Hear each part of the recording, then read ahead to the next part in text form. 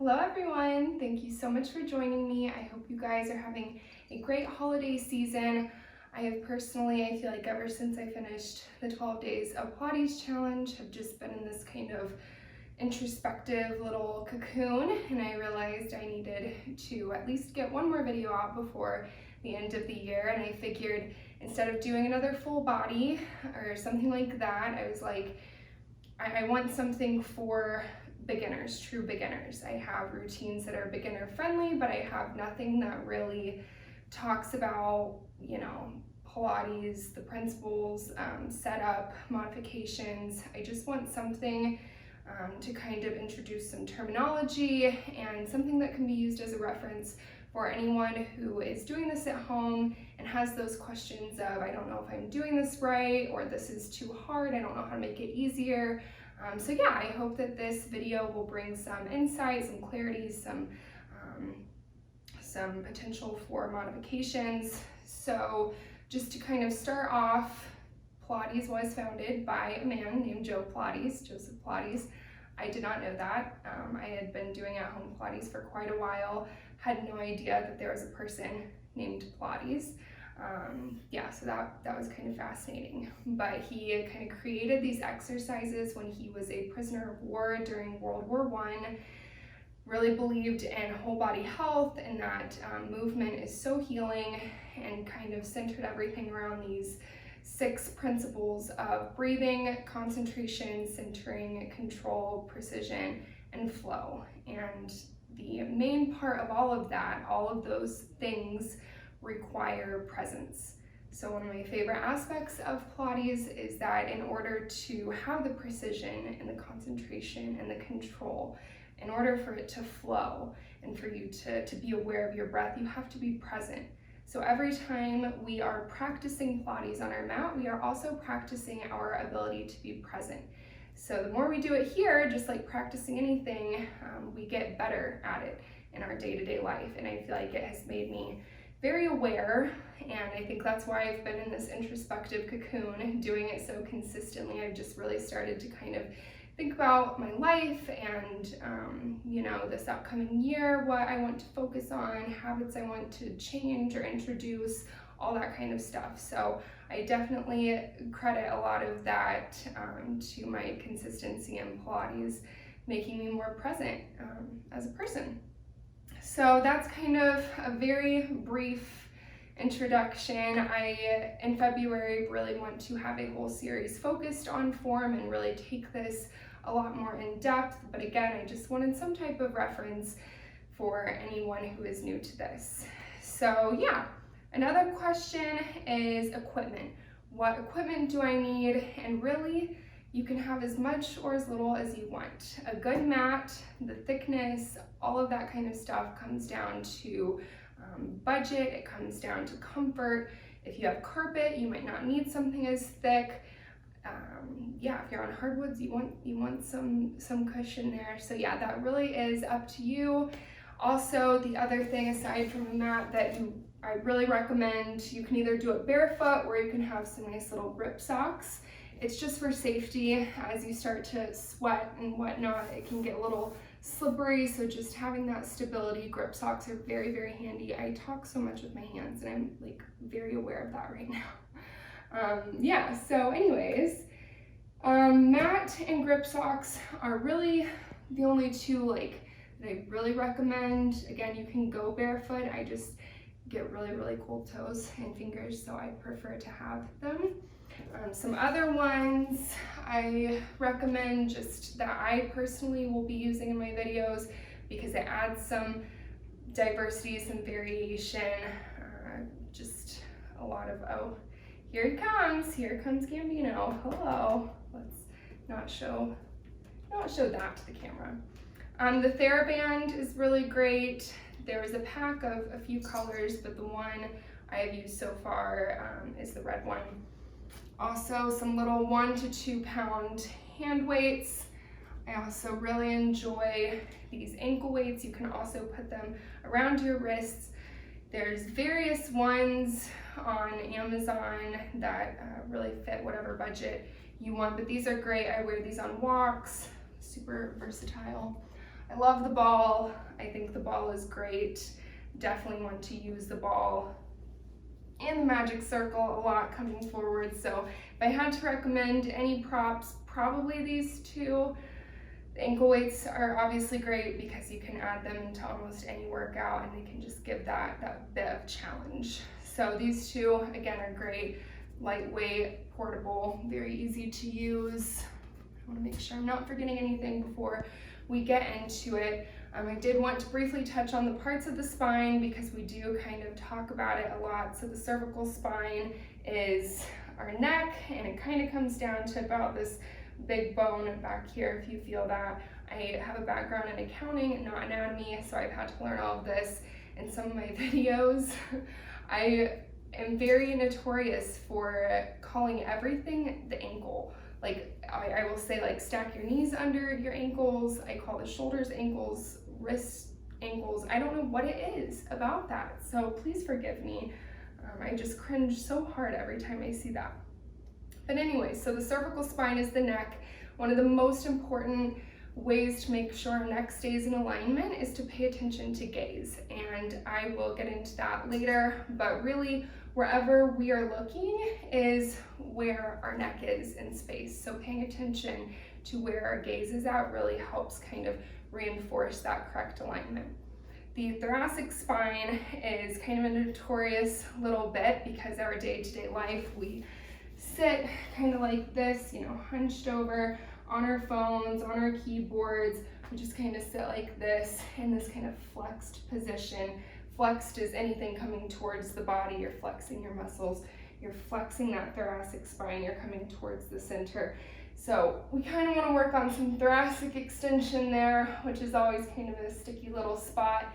But that thoracic spine is from that big bone in that area to about the lower ribs. So that whole area in between the shoulder blades is that thoracic spine.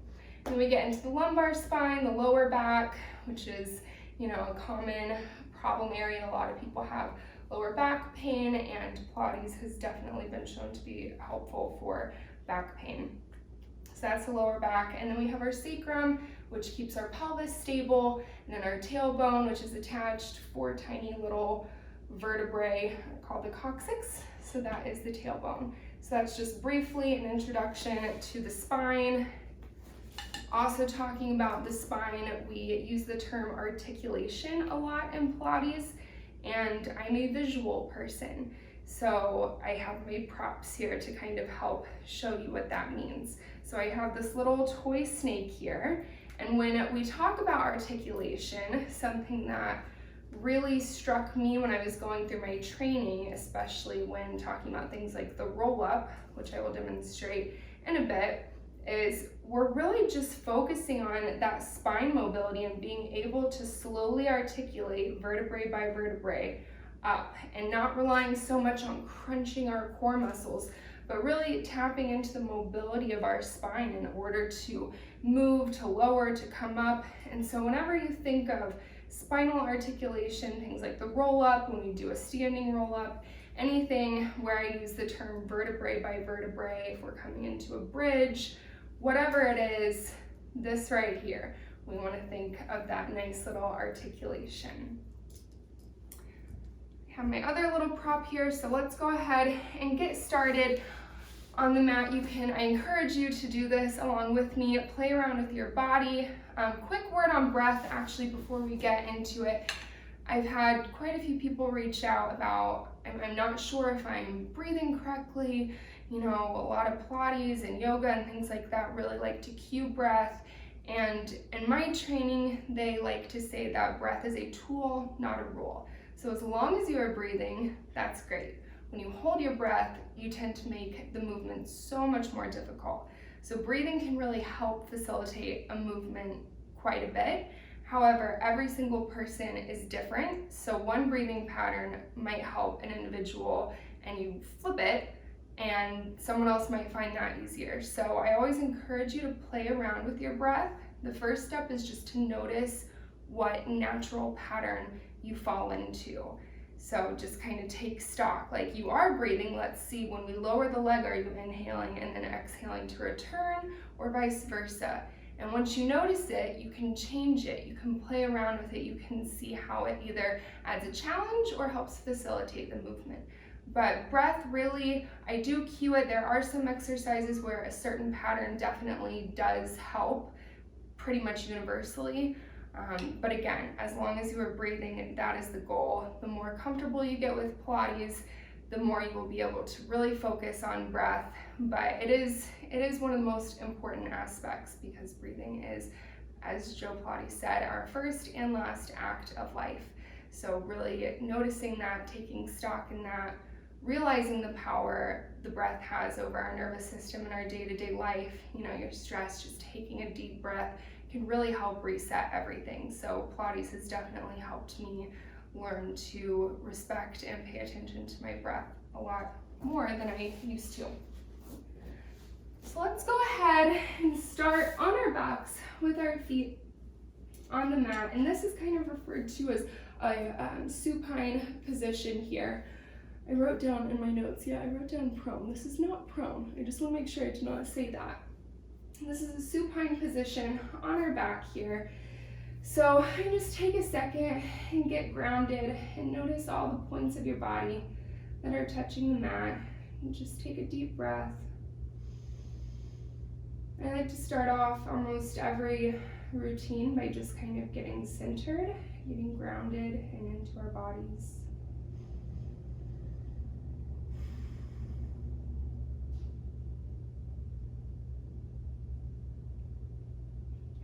Starting by getting connected to that breath, just kind of feeling, do a little body scan, any areas that hurt or you're holding tension, maybe release the eyebrow area, the jaw, relax the shoulders. I feel like I need to relax. I feel like I was so focused on talking and being jittery and using my hands. I know I need a second here to just get grounded. I want to start with the pelvic clock because that is something I use a lot at the beginning of routines. So I have here a visual of a bowl. Again, I'm a visual person. I use this cue almost every time that we have the pelvic clock. So if you are also a visual person, it might help for you to have an actual bowl and sit it on your pelvis. Otherwise, you can just kind of visualize. And it helps too, if you don't want to have a bowl on your actual pelvic area, you can go ahead and hold on to your hip bones here. And just imagine that that whole pelvis area is a bowl. And we're going to start by slowly tilting that bowl down towards your feet. If we're thinking of a clock, it's called the pelvic clock. We're tipping it towards 6 o'clock. So if you look at the visual, we're tipping the pelvis towards 6 o'clock. And notice when you do that, it pulls your shoulders and your head down with you. Let's just hang out here for a second. And then let's slowly tilt and tip that pelvis up towards 12 o'clock, towards our face. Lightly pressing into the mat, you might feel some gentle engagement in the back of the thighs, holding it here. Our back is still connected to the mat. Let's go back down to 6 o'clock. The goal is to keep our body nice and quiet. It's just the pelvis that is moving, taking that shoulder and head with us. And back up towards 12 o'clock. Let's do one more time each way. If there was a marble in your bowl, just visualize it rolling down towards your ankles. And as we tip up towards our face, the marble rolls towards our belly button. Let's rest in the nice neutral middle here. We're now going to do a 9 and 3 o'clock motion. This one is typically very awkward for people who are new. I just want to say, Pilates is a whole new way of moving. It's going to be weird, uncomfortable, awkward. We use a lot of disassociation, which means moving only one part of the body. So right now, I am keeping all of my body still and quiet. I'm just disassociating at the arm. And that's very awkward. We're used to kind of moving with our whole body, and it's inefficient, and that's the great thing about Pilates is it teaches us how to move much more efficiently. So this might be awkward. I'm going to do it first, how it's done, and then I will show you if you're struggling some ways to kind of make it click in your body. So we just tilt our pelvis towards either 9 or 3 o'clock. So I'm just tilting it to the side, pressing lightly into my left foot here. And then I release and I tip and tilt towards the other way. So you can see not much is moving except that pelvis. The goal is to try and keep our legs as quiet as possible. Now, if this is awkward, something you can do is keep the insides of your feet and your knees together and slowly drop to one side. And notice that your hip lifts up. We want to keep our shoulder blades on the mat. So that is the motion that we want to make. We are tipping and tilting our pelvis. So that is one way to do the 9 and 3 if you can't quite figure out how to do it without moving your legs. Another way I have found that clicks with people is if we have our hands down to the side, we tip towards our 12 o'clock and we continue to articulate vertebrae by vertebrae up into a bridge. Since we remove the ground, we remove the mat, we can slowly drop one hip towards the ground. And this way is also easier for some people. So again, we're lightly pressing into the feet. So in order to drop it down to the right, I lightly press into this foot, my left foot here, and we switch. So this might be another way that you can do the motion. And then starting up here at the sternum, we're slowly going to melt, thinking of our little wooden snake, vertebrae by vertebrae down. Roll into that 6 o'clock motion to finish it out. Rest in neutral, and then let's try that 9 and 3 motion again, just like we did in that bridge. Tipping and tilting. That might have helped to make it click. Again, if you need to just keep your feet together and your knees together and lower to one side, that is absolutely fine too. And let's go ahead and take it in a nice full circle here.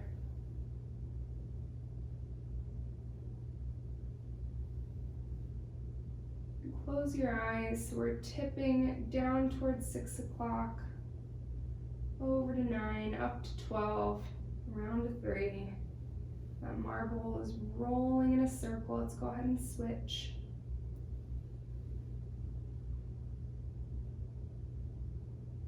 One way is usually more awkward than the other. Let's go ahead and find a nice neutral position in the middle. Go ahead and lower your hands down to the side. Move my bowl here. I'm going to bring our feet up into a tabletop position. So this is called the tabletop position in Pilates. It is a nice little 90-degree angle here. You should be able to see the tips of your toes. You don't always have to keep them flexed. You can just kind of let them hang out, whatever you want to do. But something that's really important when we are in a supine position is to realize that our legs kind of dictate how difficult something is. So our legs are referred to as levers. So the longer our levers, the more the load. So if this is too much for you, for instance, if we're doing something like femur arcs, something like this, if this feels a little challenging, just keep one foot on the ground at a time and just march in place like this. So we're reducing the load by only having one leg up at a time. Also, when we do something with our legs fully extended up towards the ceiling, it is more than okay to have a bend. It took me a very long time to be able to straighten my legs, and I'm honestly shaking right now because I have not warmed up all day. So I definitely feel it. So bringing it back down to a tabletop. If we're ever doing something with our legs extended, you can have that bend, you can have them in tabletop, you can have one foot down and one leg extended, just playing around with the lever and seeing what load is appropriate for you. And you can start off like this, and then when you get tired, come down to a tabletop. If I'm still going and you're shaking and you're noticing that that back is lifting off the mat, I want you to modify immediately. Never try and keep up because it's not worth it. You're in no hurry. So just do what is respectful to your body, and one day you will be able to do, things that you never thought you would. At least that's been my experience. My father lovingly referred to me as a 2x4 as a child to give you an insight to how inflexible I was. So again, our legs are fully extended. Take them down to here, have that slight bend, have one foot on the ground, do what you need to do. Something that we do is called the side to side. So again, how we had our feet on the ground, kept our feet together and lowered to one side. This is the modified version. We do that same thing in tabletop. So we lower to one side. It's very important that when we have our lever going to one side, we want to make sure our shoulder blades maintain contact, because if we raise up, we're putting just a lot of pressure in our back, and that can cause some serious pain. So when we're doing anything with the side to side, really focus on maintaining that contact with our shoulder blades. So you can do that again, legs fully extended. That range of motion is going to be even smaller than when we do it in tabletop. So notice my range of motion here versus in tabletop versus on the ground. So again, it really just depends on what is comfortable for you, making sure that you're not lowering all the way to the ground. We also do something like the double straight leg stretch, where we're doing stuff like this. It's really important that you don't lower all the way down and then have that lower back come up. And that does lead me to the next thing, which is the chest lift. So if you interlace your fingers behind your head, a lot of people think that the chest lift is kind of like a crunch. We're crunching, we're focusing on the core. In reality, I learned this too, I was kind of surprised. We want to think of our little wooden snake. It's all about spinal mobility and spinal articulation, especially in that thoracic area. So we just take a big inhale. As we exhale, we tuck that chin to our chest, and it's about peeling the spine up. We're using that mobility, and we're not focused on the core. The core is definitely activated, but we're not actively crunching.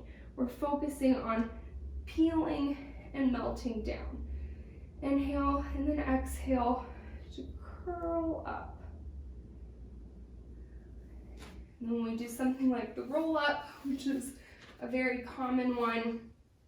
We extend our arms over our head, take a big inhale, and as we exhale, again, articulation. It's all about using that mobility and not focusing on that core.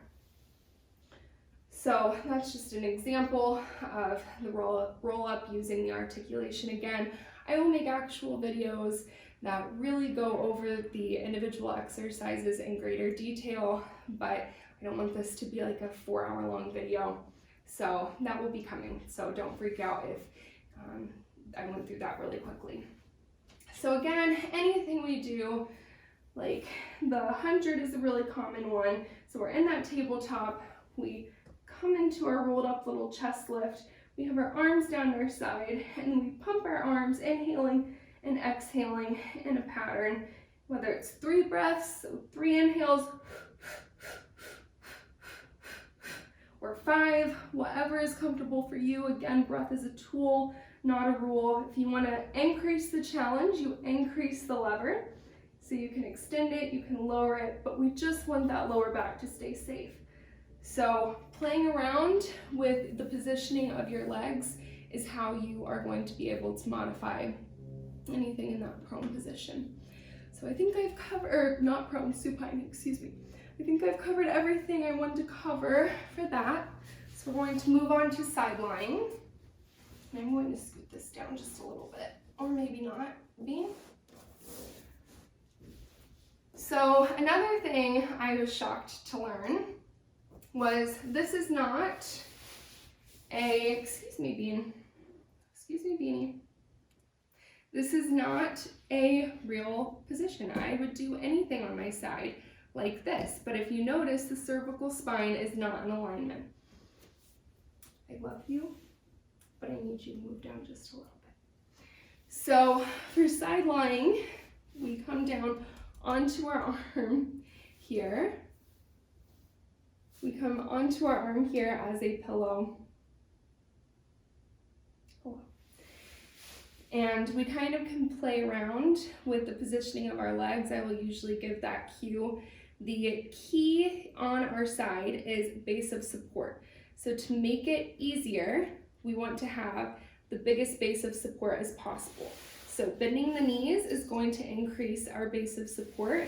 Straightening the legs is going to decrease it. Coming up onto our forearm, so that our elbow is stacked under our shoulder, our ribs are lifted. That is going to decrease our base of support versus if our arm is curled underneath of us. So those are some ways to really kind of increase the challenge. We also do things in a side plank position.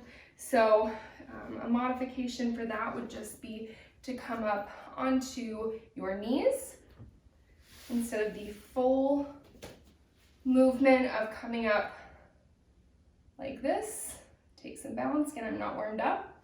And notice also, if we are in a full side plank here, we want to make sure that we are not collapsed in our ankle. We want to be on the side of our foot and not the ankle. So our gaze is also very important. We want to make sure that our neck here is protected. But again, you can always take it down onto the knees for kind of a little modification. You can always take it down onto the forearm as well. Again, work your way up, especially on the side. That requires a lot of balance. So we absolutely do not want to harm ourselves. Sorry, cat is really throwing me off here. I love you though. Yeah. He just wants love and attention. Cats, anyone who says that cats are aloof, yeah, not mine.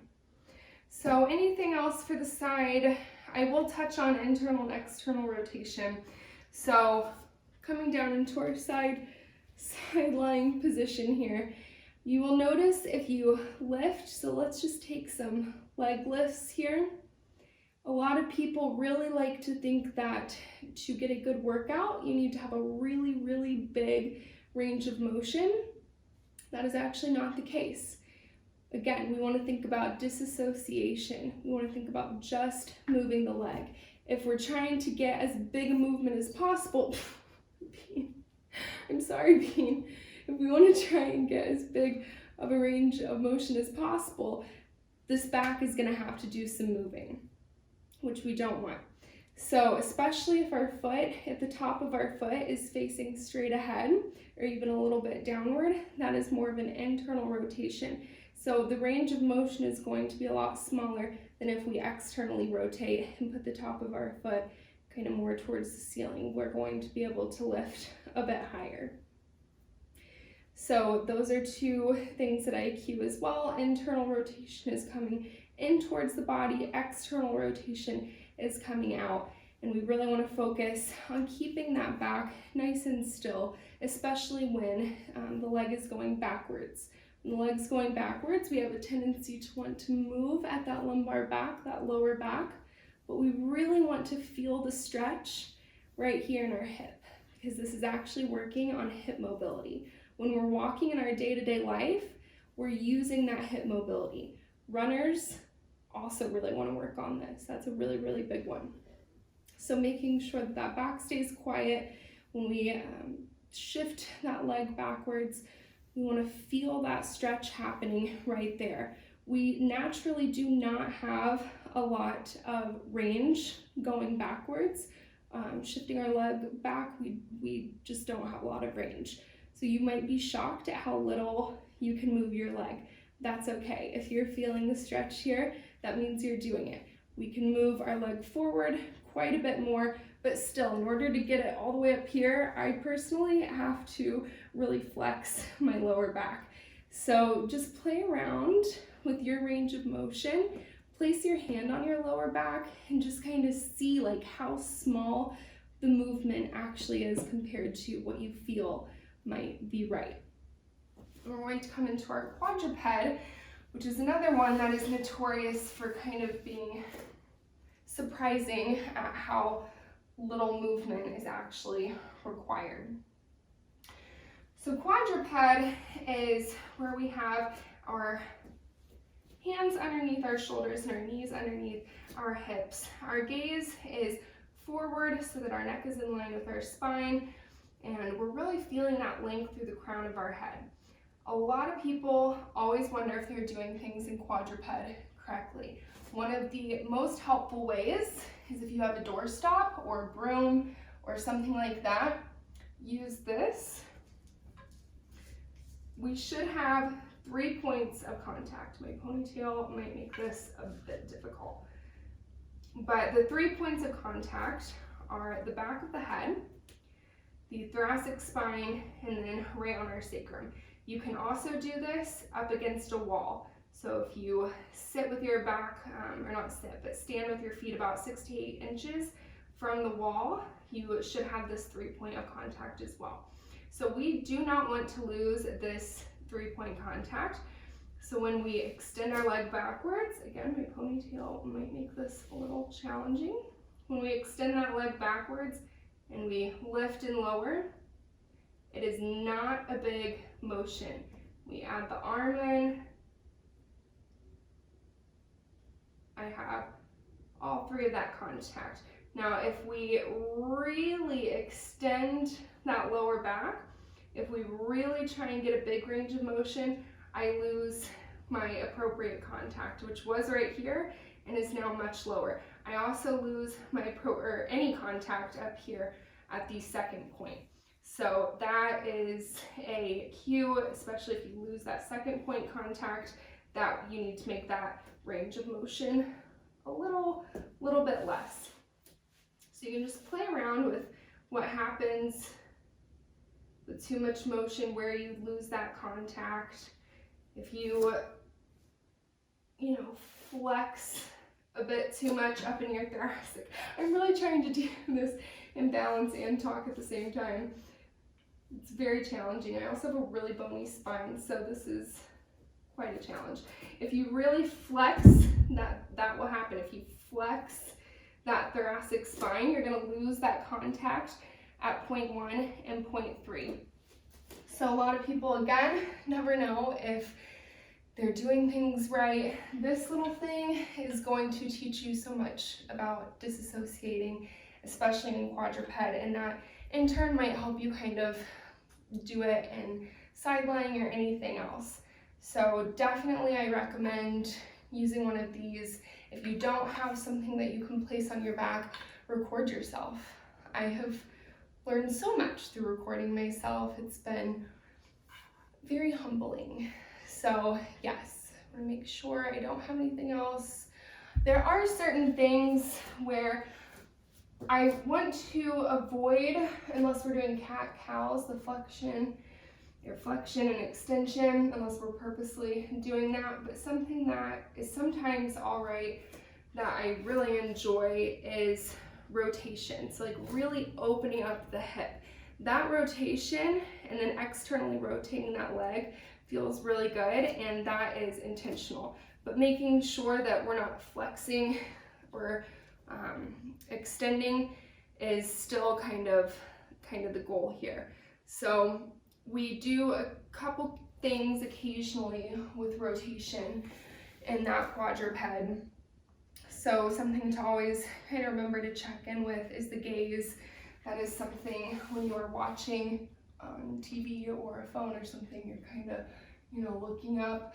I encourage you that once you get the motion, really try and keep that gaze in a place that keeps that cervical spine in line, because if you're looking the whole time, like trying to make sure you're doing what I'm doing or what someone else is doing, it's really easy to kind of lose focus as to what's happening, and you also, that gaze keeps that neck not in line, and you might have neck pain after, and we don't want our healing movement to cause us pain. I'm trying to make sure I'm not making this super long, so I do apologize. We made it through, quadruped. I don't think there's really anything else that I want to touch on. Really, this, I just can't describe how helpful this will be to make sure you're doing that correctly. Prone, probably the last thing that we will really cover aside from sitting. Prone is on our stomach. So a lot of times we will have our head in an active position, which is kind of hovering a few inches off of the mat. The prone position is notoriously great for working on some shoulder stuff, shoulder mobility.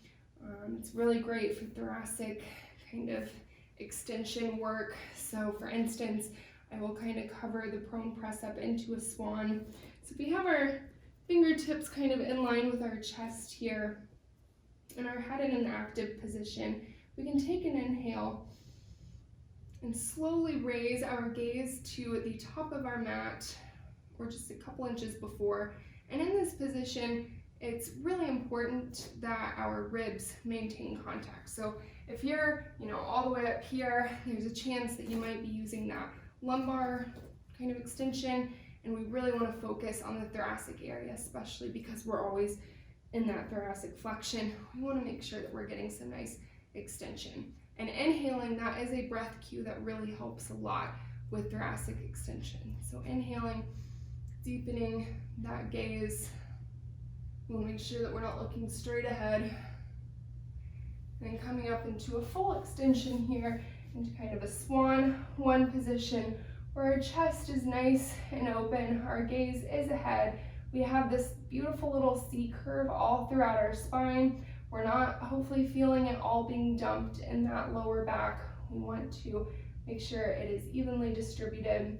And eventually you don't have to try this, but you can do a swan dive, which is rolling onto your chest, and we kind of maintain this little C curve like at the bottom of a rocking chair. So having this shape in mind.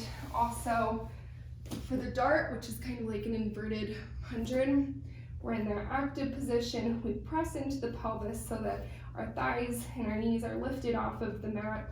You really should not feel it, hopefully a lot in your lower back, if you're pressing into the pelvis and really using that hip mobility in this area, the smile line right underneath the glutes.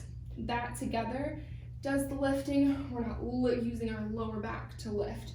So pressing into the pelvis and raising. And then we can inhale for that thoracic extension, maintaining that rib contact. And again, thinking of that rocking chair kind of shape is also really helpful. So that is pretty much it, I believe, for prone. Again, gaze is just really big. That thoracic area is really important, and a lot of people have really sticky spots in their thoracic spine and their shoulders because we just don't do a lot in our normal office sitting jobs. We just don't have a lot of thoracic extension and shoulder mobility, and if we don't use it, we lose it. So a lot of things in prone can be kind of but it's necessary. So the last thing I want to cover is a seated position. So, things like the spine twist and saw. So for spine twist, for example, I have the sun right in my eyes. We want to sit up nice and tall, as if there's a string attached to our head. We inhale and really visualize space in between the vertebrae, almost like an accordion.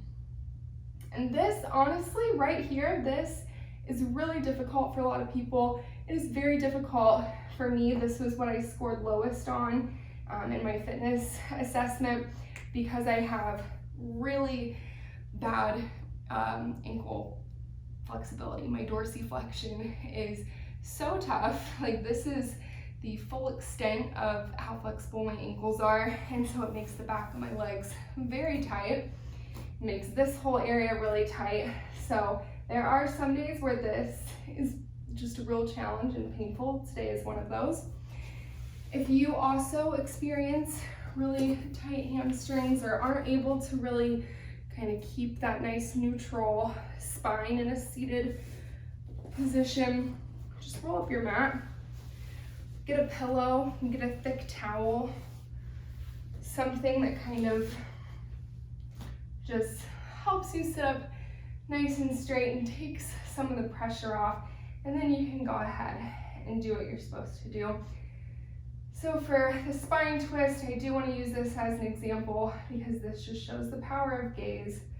So keeping the shoulders relaxed, staying nice and elongated in that spine. Inhale, and as you exhale, we're keeping our pelvis nice and heavy on the mat. We're just rotating, especially that thoracic area, a lot of thoracic rotation here.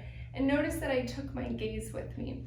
So my gaze travels and keeps that cervical spine in line. My range of motion on this side is very limited. I have not been doing my rotation.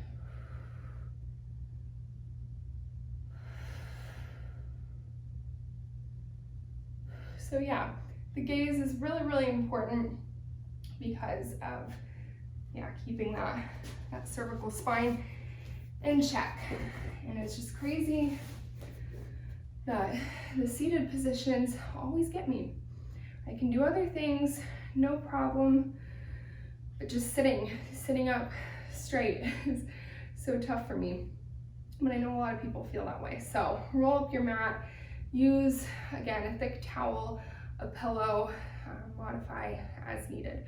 So this was very fast. I hope it wasn't too overwhelming. I promise I will really dive into this in a lot more depth, going over actual exercise names, setup, all that kind of stuff, probably in February. I love alliteration, so Form February just sounded really good to me. And also after doing the 12 Days of Pilates challenge, I needed a break from the specialty series where it's just a lot of consecutive filming.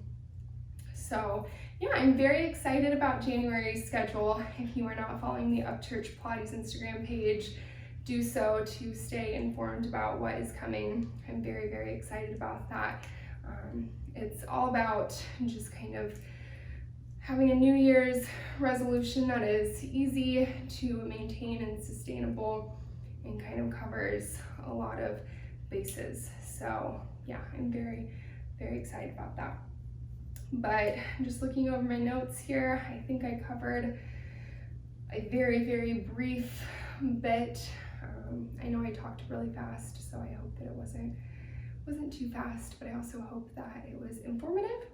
And yeah, have a great rest of your holidays and a happy new year, and I look forward to seeing you in January on the mat.